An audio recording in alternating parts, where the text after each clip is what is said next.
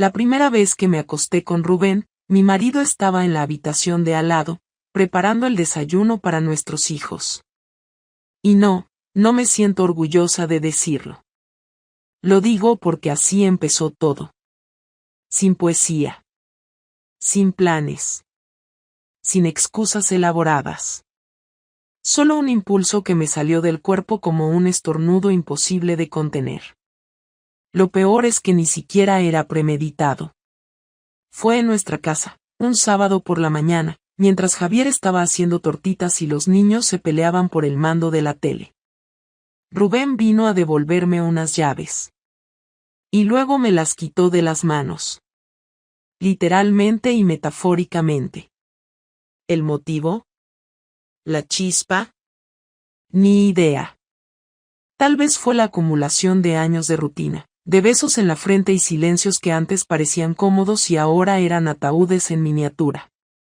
O tal vez fue Rubén, con su actitud de me importa todo una mierda y esa manera de mirarme como si aún tuviera 25 y no ojeras, facturas y una lista de la compra en la cabeza. Después de eso, lo evité durante semanas. Pero él no me evitó a mí. Y yo no borré su contacto. Mi nombre es Laura. Tengo 38 años, 2 hijos, un marido ejemplar y un matrimonio en ruinas que nadie había notado, ni siquiera yo. Pensaba que estaba cansada, que era normal, que el deseo se transforma con los años. Pensaba que el amor es lo que queda cuando todo lo demás se gasta. Pero me equivoqué. O me mentí. O ambas. Esto no es una historia de arrepentimientos, ni una súplica de comprensión. Es solo el relato completo de cómo una mujer como yo, con una vida aparentemente perfecta, lo tiró todo por la borda por algo que ni siquiera sabe explicar. Y lo más jodido es que, al principio, ni siquiera me sentí culpable. Todo se fue a la mierda el día que Rubén se equivocó de coche. Era martes, las 18:10 más o menos. Yo acababa de salir del centro comercial donde había comprado una camisa para Javier porque tenía una cena con sus compañeros del instituto ese jueves. No era su cumpleaños, ni nuestro aniversario, ni nada especial, pero hacía semanas que lo notaba más apagado de lo normal y pensé que, al menos, un detalle le podría alegrar un poco. Era una forma absurda de compensar lo que había hecho. O tal vez solo quería sentir que aún era una esposa normal. Al salir al parking, vi a Rubén apoyado en su coche. El muy imbécil me saludó con una sonrisa, como si fuera lo más normal del mundo. Me acerqué con paso rápido, no porque me hiciera ilusión verlo, sino porque estaba en un lugar público, donde fácilmente podría aparecer alguien que nos conociera. Cuando llegué a su lado, lo primero que dije fue, ¿qué coño haces aquí? No lo dije bajito, pero tampoco grité. Lo miré con cara de todo menos dulzura. Rubén se encogió de hombros. Te dije que hoy tenía que hablar contigo. No me contestaste, así que pensé que si te cruzabas conmigo, no podrías ignorarme. Quise gritarle que estaba loco, que no podía presentarse así en mi rutina como si fuera parte de ella. Pero no me dio tiempo. Mientras discutíamos en voz baja, vi a Javier acercarse por el retrovisor lateral del coche de Rubén. Había ido al mismo centro comercial a recoger un libro que había encargado en la librería, lo supe después. En ese momento, lo único que pude ver fue su cara congelada, mirando hacia nosotros. Lo primero que noté fue que no hacía ningún gesto, no apretaba los puños, no se alteraba. Solo se detuvo a unos 10 metros y nos miró. Ni siquiera parecía estar seguro de lo que veía. Yo reaccioné tarde. No sé cuánto tiempo estuvimos en esa especie de escena absurda hasta que Javier se acercó. ¿Qué está pasando aquí? Su voz no tembló. Tampoco sonó furiosa. Sonó como si estuviera viendo una película que no entendía, pero que sabía que no tenía un final feliz. Rubén intentó hablar, pero yo le clavé una mirada que hizo que cerrara la boca. Nada. Me estaba yendo. Solo nos hemos cruzado, dije, sabiendo que sonaba estúpido, inútil, transparente.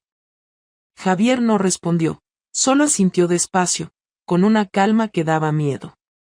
Y se fue. Así, sin más. Esa noche no hablamos. Yo llegué 1 hora después, con el estómago retorcido. Javier estaba en el salón, viendo las noticias, como si nada hubiera pasado. Me senté a su lado, esperando que él dijera algo. No lo hizo. Tampoco me miró. Yo lo intenté. ¿Quieres que hablemos de antes? Él cambió de canal sin levantar la vista. Cuando estés lista para decir la verdad, me lo dices. Pero no me cuentes cuentos, ¿vale? Dormimos en la misma cama, espalda con espalda, sin tocarnos. Sentí su respiración lenta, tranquila, casi insoportable. Prefería que me gritara, que rompiera algo, cualquier cosa que rompiera esa distancia que había levantado en segundos. No lo hizo. Ni esa noche, ni al día siguiente. Pasaron 3 días. Seguíamos conviviendo como si fuéramos compañeros de piso que se toleran. Los niños lo notaban, pero no preguntaban. Javier era más eficiente que nunca, organizaba las cenas, las tareas, las actividades de los críos, todo con una precisión que daba vértigo. Pero ni una sola palabra más de lo necesario. El viernes por la tarde, me pidió que lo acompañara a recoger a nuestra hija del entrenamiento. No entendí por qué, ya que normalmente lo hacía solo, pero no discutí. Durante el camino, mantuvo la mirada fija en la carretera. En un semáforo, sin girarse, soltó, ¿hace cuánto tiempo? Tardé en contestar. Intenté inventar algo menos doloroso, algo que hiciera que su reacción fuera menos grave. Pero no me salió nada. 2 meses, dije. Él no parpadeó. Ni siquiera se tensó. Solo dijo, ¿y te acostaste con él más de una vez? Asentí sin mirarlo. ¿En casa? Asentí de nuevo, sintiendo que la garganta se me cerraba. Aparcó frente al polideportivo y se giró por fin. Me miró con una mezcla de rabia y decepción que me revolvió las tripas. Tú sabes lo que es estar en tu propia casa, donde tus hijos comen, duermen, hacen los deberes, y descubrir que ni siquiera ahí estás a salvo de que te pisoteen la dignidad. No supe qué contestar. Quise llorar, pero no me salieron las lágrimas. Me limité a mirar el salpicadero, deseando no existir. Él se bajó del coche, fue a buscar a nuestra hija y, cuando volvió a su papel de padre perfecto, como si nada hubiese pasado. Esa noche no dormí. Me levanté a las 4 de la mañana, fui a la cocina y lo encontré allí, solo, bebiendo agua. Me miró como si fuera una desconocida. Me pregunto en qué momento dejaste de respetarme. Ni siquiera de quererme, eso puedo entenderlo, pero el respeto, eso no se pierde de un día para otro. Intenté tocarle el brazo, pero se apartó. No me toques. No sé si mañana seguiré aquí. Solo quería saber desde cuándo me estabas mintiendo. Ahora ya lo sé. Se fue a dormir al sofá. Yo me quedé en la cocina, sola, escuchando cómo el silencio se volvía cada vez más sólido. Ahí entendí que el daño estaba hecho. Y que Javier no era de los que gritan. Era de los que actúan. A la mañana siguiente, me levanté antes que nadie. Me senté en el borde de la cama con el corazón acelerado. Sabía que no podía dejar pasar otro día con esa tensión insoportable flotando entre nosotros, como si todo estuviera en pausa mientras la bomba seguía activa, sin explotar del todo. Javier seguía durmiendo en el sofá y, aunque no decía nada, su silencio era peor que cualquier palabra. Los niños nos observaban como si algo invisible hubiera cambiado la distribución del hogar. Mi hija pequeña me preguntó si papá estaba resfriado y por eso dormía en el salón. Le dije que sí, sin pensar demasiado. No me miró con duda. Me miró con decepción. Supo que mentía. Esperé a que los niños salieran con su abuelo, que venía a buscarlos los sábados por la mañana para llevarlos al parque. En cuanto cerraron la puerta, fui al salón. Javier estaba ya vestido, sentado en el sillón, con la televisión encendida pero sin mirarla. Me puse frente a él. Ni siquiera levantó la vista. Le dije que necesitábamos hablar, que no podíamos seguir así. Me miró por primera vez en 3 días y dijo que si había algo que decir, ese era el momento. Así que hablé. Dije que no sabía cómo empezó todo, que fue un error, que no había justificación, que me equivoqué y que no estaba planeado. Todo eso salió de mi boca como una lista de supermercado mal escrita, sin emoción, sin estructura, pero era la verdad. Él me escuchó sin interrumpirme, sin pestañear, como si yo fuera una grabación que solo había que terminar de reproducir. Cuando terminé, se levantó lentamente. Me miró a los ojos con un gesto que no supe identificar al principio. Luego entendí que era asco.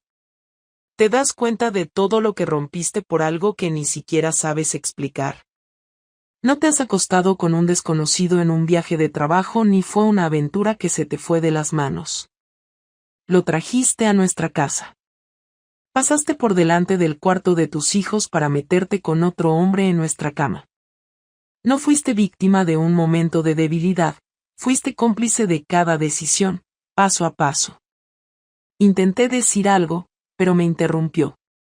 No me vengas con el discurso de, no sé por qué lo hice. Claro que sabes. Te gustó. Te sentiste especial. Te sentiste deseada. Y pensaste que yo nunca me enteraría. Que podías tenerlo todo.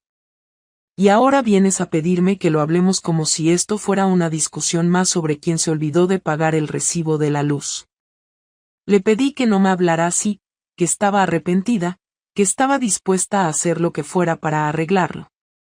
No me respondió enseguida. Se acercó a mí, tanto que pensé que iba a abrazarme. En vez de eso, dijo algo que me dejó helada. ¿Y si hubiera sido yo, qué habrías hecho si te enterabas de que me acosté con otra mujer mientras tú hacías la cena para los niños? ¿Qué me habrías dicho si descubrieras que invité a alguien a tu casa mientras tú estabas trabajando? Me estarías mirando con la cara que tienes ahora, como si esto pudiera arreglarse con un poco de terapia y buenos propósitos. No supe qué decir. Y él lo notó. No digas nada. Es mejor. No hay una versión de esto en la que tú no salgas como la única responsable. Ni el sexo estaba muerto, ni nuestra relación era un infierno, ni yo te trataba mal. Lo hiciste porque pudiste. Porque te sentiste con derecho. Porque pensaste que no iba a importar. Me senté. Sentí que todo se me venía encima, pero no me permitió hundirme del todo. Siguió hablando. Ahora te voy a contar lo que vamos a hacer. No vamos a tomar ninguna decisión hoy. Ni mañana. Ni la semana que viene. No porque crea que hay algo que salvar, sino porque no quiero tomar decisiones en caliente. Tú vas a dormir en nuestra cama y yo en el sofá, hasta que termine de procesar todo. Y no me interesa si Rubén sigue en tu vida o no. Me da igual. Pero si vuelve a acercarse a esta casa, te juro que no me contengo. Intenté justificarme. Le dije que Rubén no significaba nada, que todo había terminado antes de que él lo supiera, que fue una locura de la que me arrepentía todos los días. Me miró con una calma que dolía. ¿Sabes qué es lo más jodido? Que todavía no sé si estoy más dolido por lo que hiciste o por lo bien que lo ocultaste. Dormías a mi lado, me besabas delante de los niños, hacías planes conmigo, todo mientras me mentías en la cara. Le pregunté si pensaba en divorciarse. No me respondió. Solo me miró, dio media vuelta y salió del salón. Escuché cómo abría la puerta del baño y la cerraba con fuerza. Me quedé sola, en medio de la sala, sin saber qué hacer con mi cuerpo. Me temblaban las piernas, pero no me caí. No porque fuera fuerte, sino porque no tenía energía ni para eso. Solo me quedé ahí, sabiendo que lo peor todavía no había pasado. Durante las 2 semanas siguientes, Javier no volvió a mencionar nada relacionado con Rubén, conmigo o con lo que había descubierto. Se mantenía ocupado, metido en todo lo que podía ocuparle las manos y la cabeza. Ayudaba a los niños con los deberes, cocinaba, sacaba la basura, incluso empezó a arreglar detalles en casa que llevaban años pendientes. Todo en él era eficiencia, orden y silencio. Su manera de mirarme cambió. Ya no había rabia, ni decepción, ni tristeza. Lo que había ahora era distancia. Una especie de vacío práctico, como si hubiera aprendido a convivir con una desconocida que solo compartía responsabilidades, pero no afecto. La primera señal de que algo se estaba moviendo fue un sábado por la tarde. Me llamó mi jefa para preguntarme si estaba todo bien. Le dije que sí, que por qué lo preguntaba. Me dijo que había recibido una solicitud de verificación de empleo de parte de un bufete de abogados. Me quedé en blanco. Le pregunté si podía reenviarme el correo. Lo hizo. Lo abrí, y ahí estaba, nombre de Javier, abogado responsable, firma digital, fecha, y una solicitud formal para confirmar mis ingresos actuales, fecha de contratación, cargo y situación laboral. Era una solicitud típica en casos de separación o divorcio. Sentí el estómago caerse. No le había dicho nada a nadie, ni siquiera a mi hermana. Javier tampoco. Pero ya había dado el primer paso. No le dije nada esa noche. Me senté en el borde de la cama, él en el sofá como siempre, y me limité a mirarlo. Quería preguntarle si pensaba divorciarse, si era eso lo que estaba planeando. Pero no lo hice. No por miedo a la respuesta, sino porque supe que, al no decírmelo, estaba dejándome fuera a propósito. Y era parte de su castigo. 3 días después, llegó una carta a mi nombre. La abrió él y me la dejó en la mesa de la cocina. Cuando la vi, sentí un golpe directo al pecho. Era una notificación oficial de un bufete familiar. No era una demanda aún, pero sí una consulta de mediación. Javier quería dividir las cuentas, discutir la vivienda, acordar la custodia si llegábamos a ese punto. El tono era formal, seco, directo. No había una sola palabra emocional en esas páginas. Solo fechas, números y términos legales. Me levanté, fui al salón, le enseñé la carta y le pregunté si eso era definitivo. Él no se inmutó. No he presentado nada todavía. Pero necesito estar preparado. Por si acaso. Le pregunté si pensaba luchar por la custodia. Me dijo que aún no lo tenía claro, pero que no iba a renunciar a nada que considerara justo. Le dije que yo no le iba a quitar a los niños. Me miró y dijo, no me fío de ti. Antes pensaba que sí. Ahora no. Los días siguientes fueron aún peores. Me congeló la cuenta conjunta, abrió una nueva solo a su nombre y comenzó a mover sus ingresos allí. Me quitó el acceso a su coche, cambió la contraseña del ordenador familiar y empezó a hacer compras personales desde su cuenta, como si estuviéramos ya separados. Yo seguía en la casa, pero era como si ya no existiera para él. Una noche, revisando papeles, encontré un listado impreso con todos nuestros gastos compartidos, con marcas en rojo sobre los que él ya no iba a cubrir. Había marcado mi suscripción al gimnasio, las sesiones de fisioterapia, incluso mi tarjeta del supermercado que yo usaba para hacer las compras. Era su forma de decirme, te toca a ti, yo ya no cubro tus gastos. Lo peor fue el siguiente lunes. Fui a buscar a los niños al colegio, como cada tarde, pero la profesora me dijo que ese día los había recogido Javier más temprano. Cuando volví a casa, no estaban. Llamé a Javier al móvil y no contestó. Llamé otra vez, lo mismo. A los 10 minutos, me llegó un mensaje. Solo decía, están conmigo. No te preocupes. Volvemos a la hora de cenar. Esa noche, los niños llegaron callados, con bolsas de ropa nueva. Me di cuenta de que les había comprado pijamas, zapatillas, camisetas. Les pregunté si habían ido de compras. Me dijeron que sí, que su papá les había dicho que tal vez necesitaban tener ropa en su casa por si se quedaban a dormir con él. Le pregunté si pensaba mudarse. Me dijo que sí, que ya tenía un piso alquilado, que se iba el viernes. No lo anunciaba como un drama. Lo decía como quien explica una mudanza normal. Sin aspavientos. Sin emoción. No quiero que los niños vivan en medio de una guerra fría. Así que me voy. Ellos se quedarán contigo la semana que viene. Luego rotaremos. Así, sin discusión, sin consulta. Lo había decidido todo y yo no tenía margen para negarme. No porque no pudiera, sino porque sabía que, con lo que le había hecho, no tenía argumento válido para oponerme.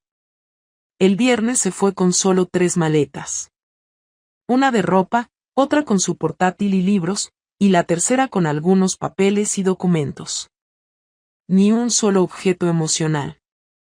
Nada que indicara nostalgia. Ninguna despedida sentimental. Solo un beso en la frente a cada niño, una mirada a mí y un nos vemos el martes. Yo me quedé en la puerta, sin saber si llorar, gritar o romper algo. No hice nada.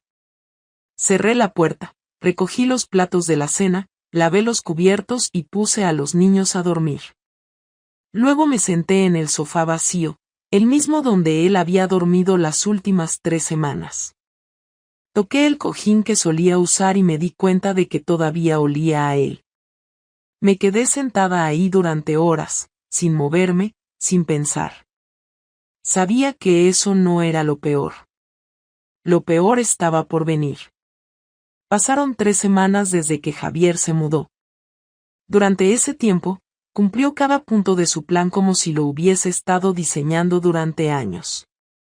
Rotó a los niños con puntualidad, los dejó en casa con todo organizado, hizo las compras que le tocaban sin decirme una palabra, y se limitó a cruzar saludos mecánicos cuando llegaba o se iba. No hubo reproches, ni escenas, ni discusiones. Nada. Era todo tan impersonal que me hacía pensar que yo ya no era una persona para él, solo un contacto administrativo con el que compartía responsabilidades parentales. Yo intenté iniciar alguna conversación, aunque fuese mínima, pero él solo respondía con monosílabos, siempre con el mismo tono plano, sin rastro de afecto. Lo más difícil no era su frialdad, sino su absoluta indiferencia. Yo podía estar llorando en la cocina o sentada en el pasillo con la mirada perdida, y él simplemente pasaba a mi lado sin detenerse. Para él, yo ya no existía como pareja, ni siquiera como alguien con quien discutir. Y eso era más duro que cualquier grito. Una noche, después de dejar a los niños dormidos tras un día con Javier, decidí escribirle un mensaje. Le pedí que, por favor, habláramos a solas. Le dije que necesitaba hacerlo no para convencerlo de nada, sino para cerrar todo lo pendiente. Me respondió 2 horas después, seco como siempre. Mañana a las 19. Paso a hablar antes de recoger a los niños. El tono del mensaje ya dejaba claro que no iba a ser una conversación fácil. Durante todo el día siguiente estuve repasando lo que quería decir. No tenía un objetivo claro. No iba a pedirle perdón de nuevo, porque ya lo había hecho. Tampoco pensaba pedirle que volviéramos. Solo quería que escuchara lo que me pasaba por dentro, lo que había cambiado en mí desde que él se fue, lo que entendí demasiado tarde. A las 19 en punto llegó. Entró con la misma neutralidad de siempre, dejó su abrigo en el perchero, se sentó en el sofá y dijo, habla. No saludó. No preguntó nada. Solo esperaba que yo soltara todo de una vez. Me senté frente a él y empecé. Le dije que desde que se fue, me había dado cuenta de muchas cosas que antes no quería ver. Que había estado buscando validación fuera porque ya no sabía cómo pedirla dentro. Que me sentía invisible, no porque él me ignorara, sino porque yo misma me borré en esa rutina que nos tragó durante años. Le dije que no buscaba justificar lo que hice, porque no tenía justificación, pero que al menos quería que entendiera que todo esto no fue un capricho ni una aventura de película.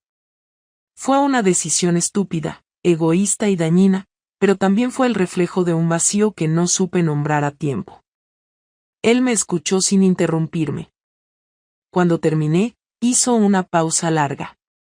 Luego se recostó hacia atrás y respondió sin levantar la voz. Me alegra que al menos reconozcas que fue una decisión. Porque eso es lo que más me dolió. Que hayas elegido hacer todo lo que hiciste. No fue un error, no fue un accidente, fue una elección, y cada vez que lo repetiste, volviste a elegirme como el tipo que no merecía ser respetado. Le dije que lo entendía, que no esperaba que me perdonara, pero que quería saber si aún quedaba algo que se pudiera reconstruir, no por obligación, sino porque aún sentía cosas por él. Me miró fijamente y me respondió sin rodeos. Sí, yo también sigo sintiendo cosas. Pero no son amor. No por ahora.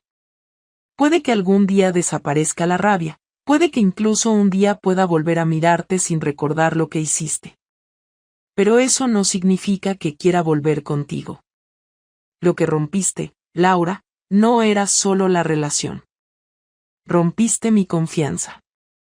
Y eso no se recupera con lágrimas ni con confesiones tardías. Se reconstruye, si acaso, desde muy abajo, y ni siquiera sé si tengo interés en hacerlo. Guardé silencio. Sabía que lo que decía era verdad. Intenté decirle que yo estaba dispuesta a intentarlo, aunque fuera desde cero, aunque no viviéramos juntos, aunque no tuviéramos etiquetas. Me dijo que no iba a darme esperanzas. Que si algún día sentía que podía volver a conectar conmigo como pareja, me lo haría saber, pero que por ahora, su prioridad eran los niños y rehacer su vida con estabilidad. Le pregunté si estaba viendo a alguien. No me lo esperaba, pero me respondió sin dudar. Sí, salí 2 veces con una compañera de trabajo. Nada serio. Pero no lo escondo. No tengo por qué. Sentí una punzada fuerte en el pecho. No por celos, sino porque comprendí que él ya estaba 2 pasos más adelante. Que mientras yo seguía estancada en el remordimiento, él había empezado a moverse hacia otra etapa. Le agradecí que fuera honesto. Me dijo que no lo hacía por mí, sino porque ya no tenía por qué callarse nada. Que la lealtad se había roto y que ahora solo había responsabilidades compartidas. Nos quedamos en silencio un rato. Luego me preguntó si tenía algo más que decir. Le dije que no. Se levantó, fue al cuarto de los niños, les dio un beso en la frente y salió sin mirar atrás. Esa noche, supe que lo había perdido por completo. No por la traición en sí, sino por todo lo que vino después. Los niños se han adaptado bien a la nueva dinámica. Extrañan a su padre cuando no está, pero entienden que sigue siendo parte de sus vidas. Yo no les hablé de lo que pasó. Solo les dije que mamá y papá tomaron caminos distintos, pero que ambos estaríamos siempre para ellos. Javier no me contradijo. Mantenemos una comunicación fluida sobre temas escolares, médicos y actividades. Nada más. Cada vez que lo veo, siento un respeto frío, una línea clara que ninguno cruza. Ya no hay miradas largas, ni preguntas personales, ni momentos incómodos. Somos 2 personas que vivieron una historia larga, la arruinaron, y ahora solo se aseguran de que sus hijos no lo paguen más de lo necesario. La semana pasada firmamos el acuerdo definitivo de divorcio. Fue rápido, sin ceremonia ni emoción. Lo hicimos en la oficina del abogado. Él firmó primero. Me pasó el bolígrafo, y firmé yo. Nos dimos la mano, como si acabáramos de cerrar un trato comercial. Luego me dijo que me deseaba suerte. Le respondí lo mismo. Y salimos por separado. Hoy, por primera vez en mucho tiempo, me senté sola en la cocina sin revisar el móvil, sin esperar ningún mensaje, sin pensar en lo que pudo haber sido. No siento alivio. Tampoco estoy rota. Solo estoy en otra etapa. Perdí a alguien que amaba, sí.